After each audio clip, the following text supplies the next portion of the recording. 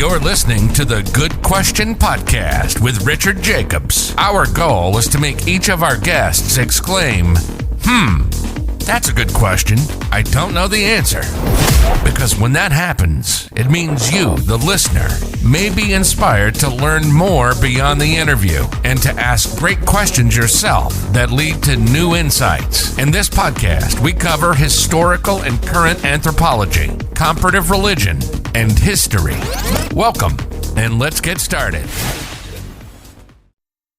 Hello, this is Richard Jacobs with the Good Question Podcast. My guest today is Derek Norsworthy. We're going to talk about a device that can assess traumatic brain injury and probably a whole bunch of other neurological things called NeuroCatch. So welcome, Derek. Thanks for coming. Oh, thanks for having me. Glad to be here. Let's start out with just a little bit of background on you. How did you get to work with NeuroCatch and, what do you do right now? So my background has always been in health technology. I started off as a clinician and immediately just began to see gaps in the healthcare field and ways that I thought things could be improved from a technology standpoint. So quickly gravitated from, began to gravitate towards technology and away from clinical care. That led me into work, with EMRs in the mid 2000s, if you will, all the way up meaningful use stage. After that, I got more involved in actual technologies and how to bring those to market, how to implement them into practices, and then just, get people to adopt things that are new and cool and exciting. I did that for a number of years. I worked as a consultant. And then finally, about a year ago, found my way up to Vancouver to HealthTech Connex, where they have a fantastic commercial product that kind of leveraged a lot of my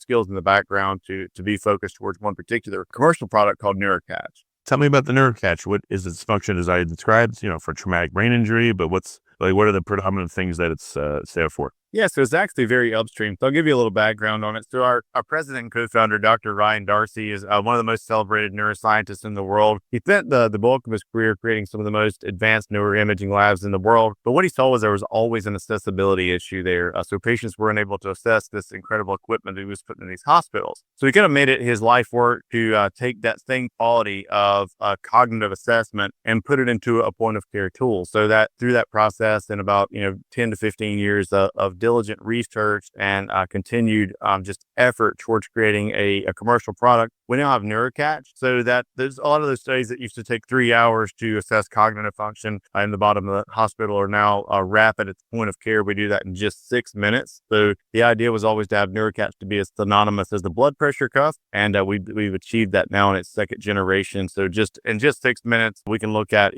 cognitive function, attention, cognitive processing speed, and be able to tell you kind of what's going on with your brain, which has kind of been an esoteric area for people, for some time. So NeuroCatch really brings clarity to the conversation around that data set. And just for clarity on that, so we don't actually diagnose anything. So around, TBI, concussion, those types of things. So anything that's neuro in nature, we actually can provide, what we would say we can drive clinical decision-making. So if you think of blood pressure doesn't diagnose, a blood pressure cuff doesn't diagnose high blood pressure. In the same fashion, NeuroCatch just brings really comprehensive, deep neurological data to the conversation to drive clinical decision making, and it's super helpful in the clinical world.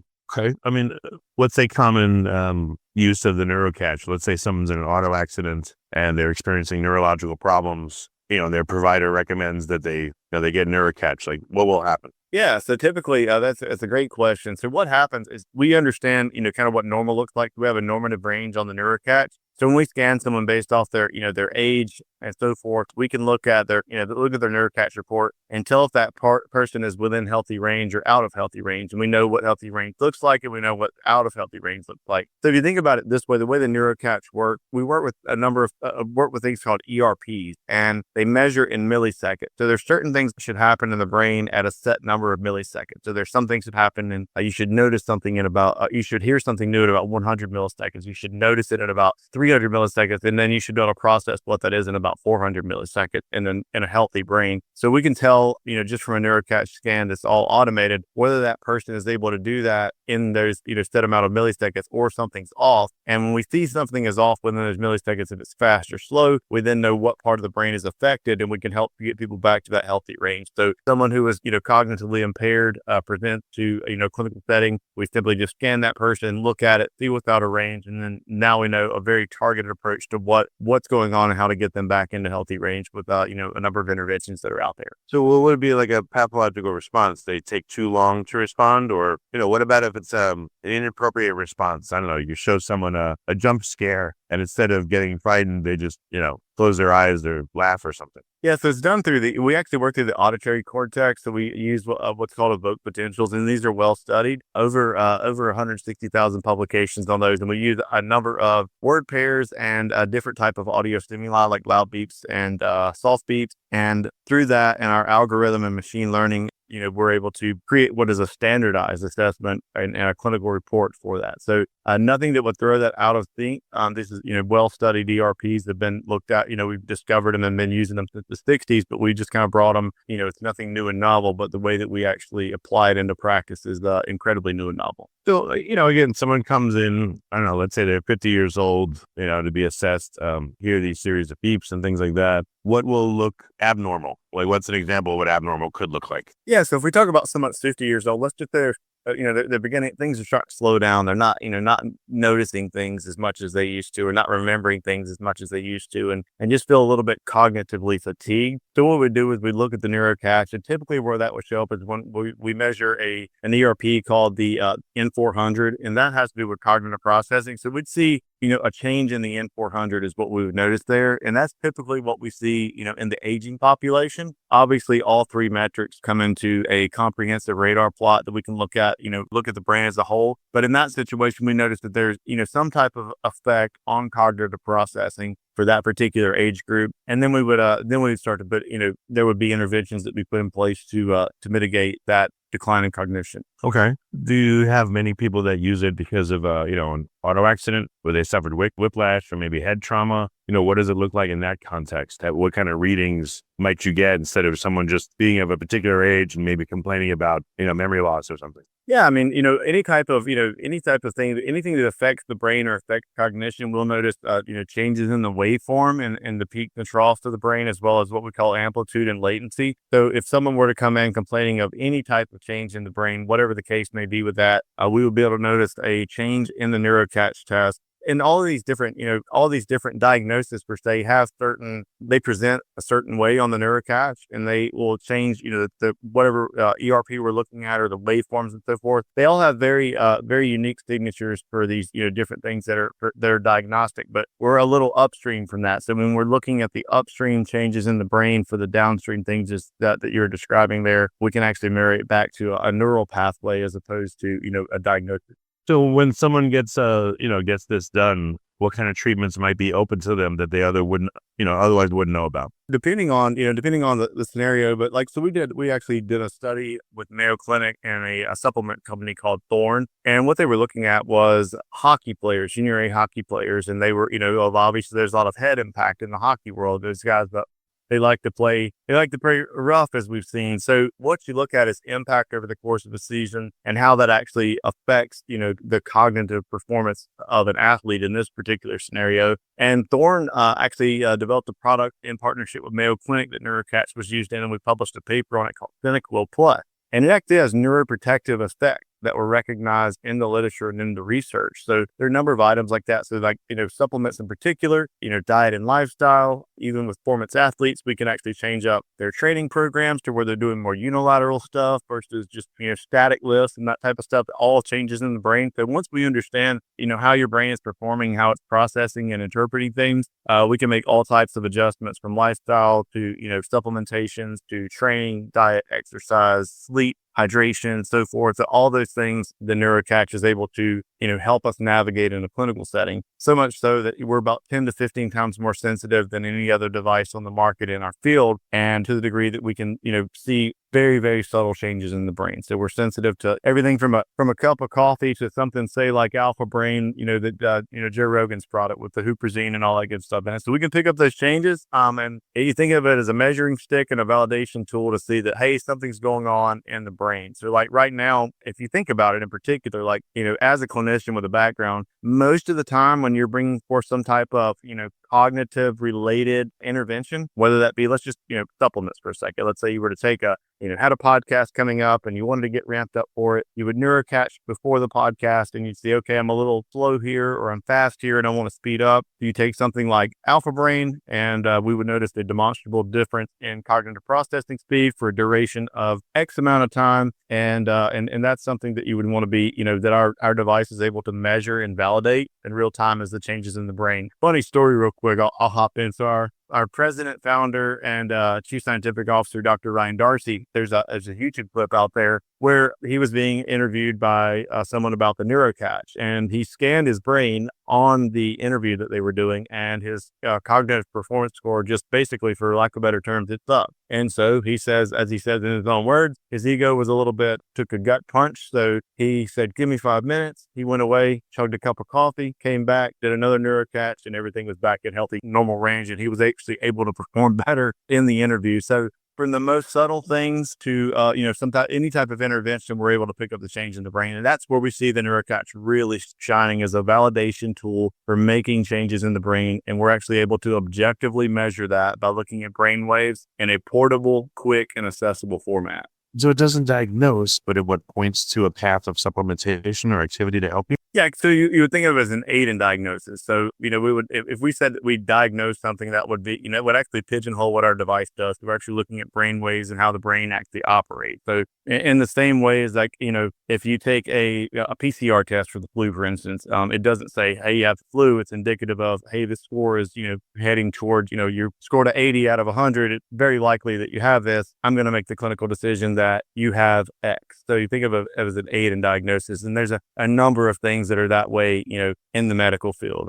So it just recognizes changes in the cognitive profile. I don't know, are there intervention recommendations depending on what the NeuroCatch sees, or does it need the human interpretation and then, all right, let's try this and let's try that? Like, how far along is again, it's not diagnosis, but I guess suggested alteration of treatment? Yeah. So obviously we know we have a number of things in our toolkit that can either slow things, speed the brain up, slow it down, help you sleep better, and get you back to healthy, normal range. And that, like I said, that's a variety of things out there. We actually have, so as part of the HealthTech Connex flywheel, we have NeuroCatch as our commercial product, but we also have a independent clinical trials portion of our company and a lab called Neuro.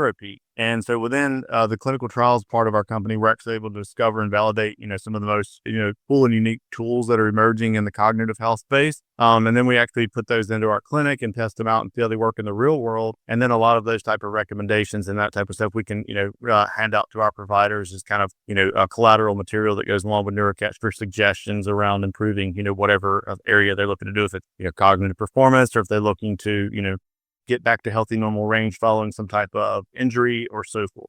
Well, what about yourself? I'm sure you played around with it. Like, any particular things you could talk about that you've done on yourself or tried? My background, as I said, was in healthcare technology.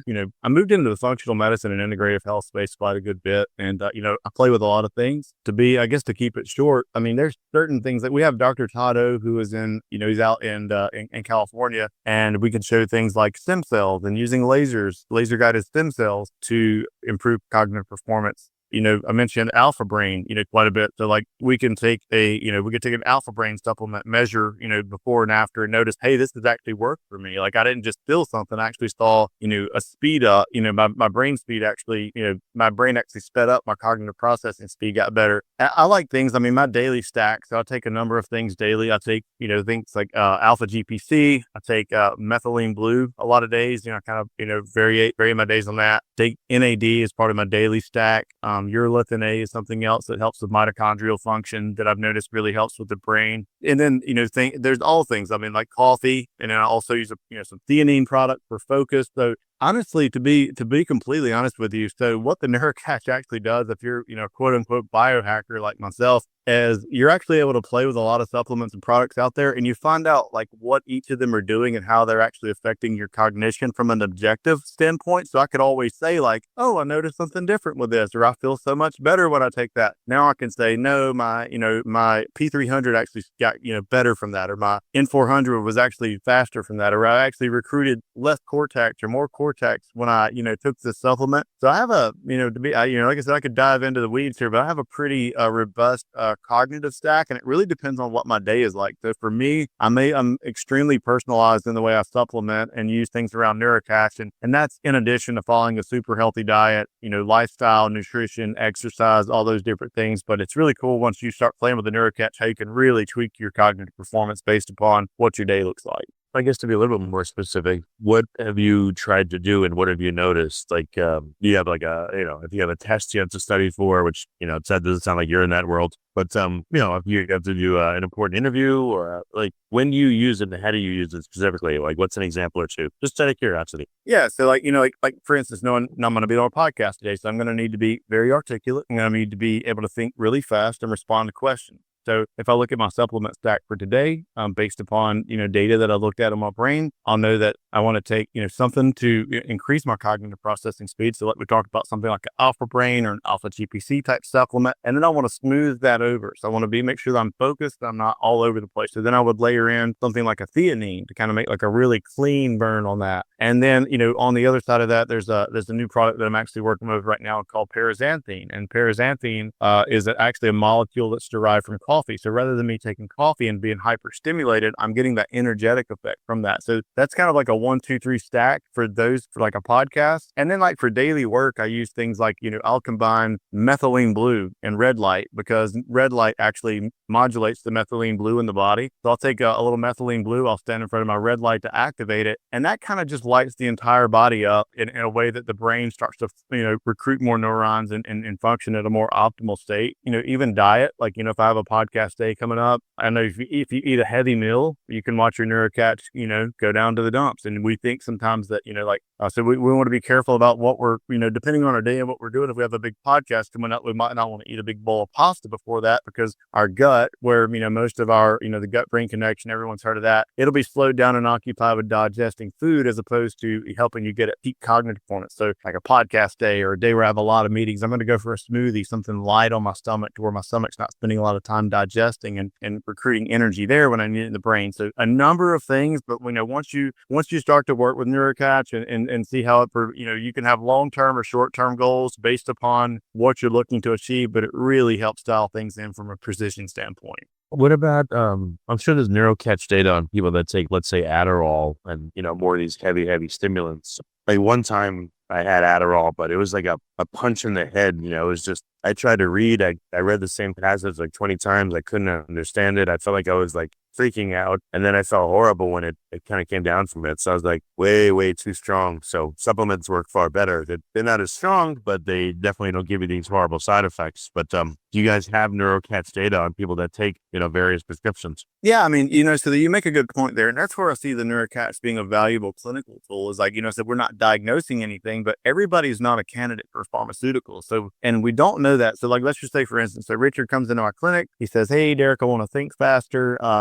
Maybe some Adderall. We give you a subjective exam. We say, hey, Richard says he can't concentrate. Here's a common pharmaceutical that you use there. And then you feel like crap with it because a number of things, either it's something going on with your cognitive profile. It could be the way your body actually metabolizes that pharmaceutical. So when you're looking at something that's more tailored like that, to answer your question, yes, we can see the differences in, stimulant, non-stimulant medications and what's actually happening in the brain. But what we promote with NeuroCatch more than anything is, and would be, kind of my rally for society is to have a baseline cognitive profile with something like a NeuroCatch as part of an annual physical exam. And then you're actually able to make more informed decisions about your health, and your clinicians actually make more informed decisions about their treatment plans with you based upon your cognitive profile. Yeah, it's like baselining your microbiome. I think that'll be a great thing for people to do too. So when they get sick or something happens, they can, perhaps supplement more intelligently to get back to what it was. You nailed it. And it's the same way, and we always said, it's synonymous with the blood pressure cuff. And if you really want to freak somebody out, ask them how their brain's doing.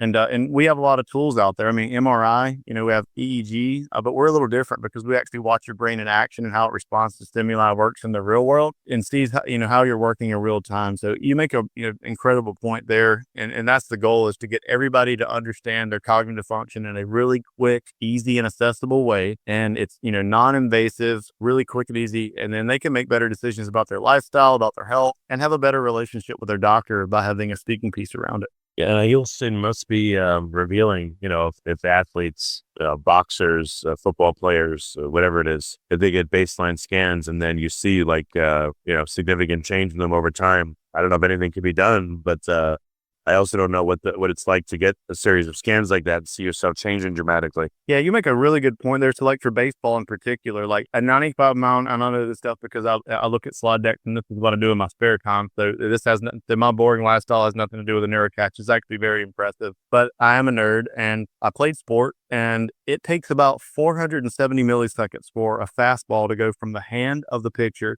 to the glove of the catcher's mitt. The margin for error between a strikeout and a home run is 7 milliseconds. That is like, and you think about 1 second on a stopwatch, if you've ever looked at for 40, we're not 7 milliseconds. So we're talking about fractions of time. So for our performance athletes, everybody wants to get faster. That's a place that we see NeuroCatch really getting a lot of traction right now is in the performance world with the athletes, because if you're able to think, better, faster, and your cognition is stronger, you show up better on the field. You show up better in the batter's box. You show up better in the pocket because your reaction time is so much faster than your competition. So in the sports world, we like to say milliseconds matter, and we're 10 to 15 times more sensitive than any other product on the market and measuring milliseconds. And we have solutions that can help people improve that cognitive function with our clinic. Well, very good. How can people find out more about NeuroCatch? Where can they go? Yeah, I think the best place to lead everybody to is NeuroCatch.com, which is our website. You'll find all kinds of exciting stuff there. And,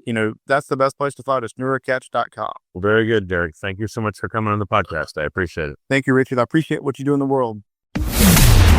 Thank you for listening to the Good Question Podcast. Please email support@thegoodquestionpodcast.com if you have any referrals to great guests for us to interview. Visit thegoodquestionpodcast.com to hear more interviews. And please help us spread the word by rating and reviewing us on Apple Podcasts, iTunes, Spotify, YouTube, or wherever you listen to this podcast.